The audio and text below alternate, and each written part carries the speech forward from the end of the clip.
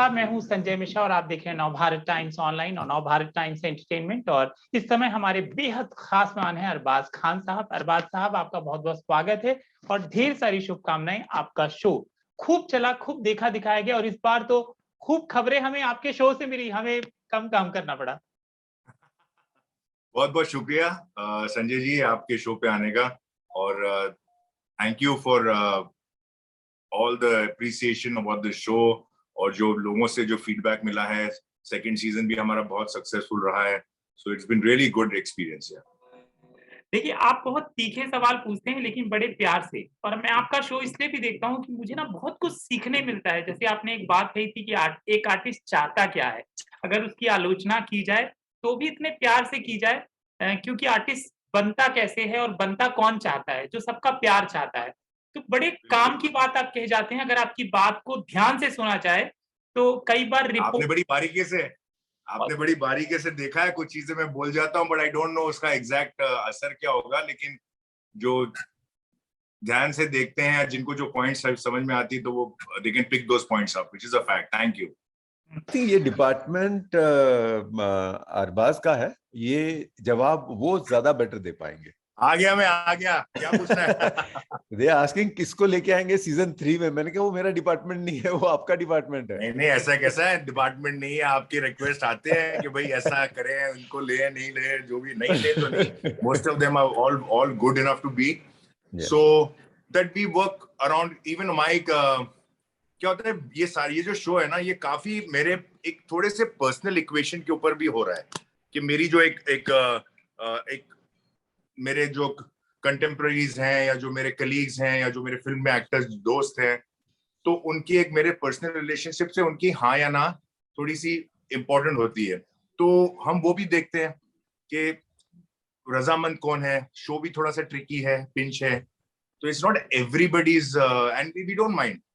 होता है कि कुछ लोगों को लगता है कि यार ये शो पे इस वक्त वी आर नॉट रेडी, तो then we kind of bypass them for that season and talk to them like, चलो अगली बार जब आप कॉन्फिडेंट फील करें तो आ जाइए। अच्छा, मैं ये पूछ रहा था, सवालों को जब आप तैयार करते हैं तो बहुत प्रेशर होता होगा। जैसे हमें बहुत प्रेशर होता है कि मैं अरबाज भाई से क्या पूछूं कि वो कंफर्टेबल ही रहें, अनकंफर्टेबल ना हो। तो ऐसा आपके लिए भी होता है, और कैसे तैयार करते हैं? तो देखो, ये जो है सवालों का जो मैक्सिमम जो फिल्ट्रेशन कुछ हद तक मेरे पास आता है, जब क्योंकि मुझे पूछना होता है और मेरी थोड़ी सी अंडरस्टैंडिंग में मैं गाइड करता हूँ कि यार ये सवाल हम ऐसे पूछते हैं या ऐसे नहीं पूछते हैं, यार इसको पूछते ही नहीं है, या इसको कभी कभी हम शो में बाद में पूछते हैं। क्योंकि क्या होता है कि समटाइम्स वी फील कि एक star needs to warm up to start understanding what the show is about, and then to ask him a question.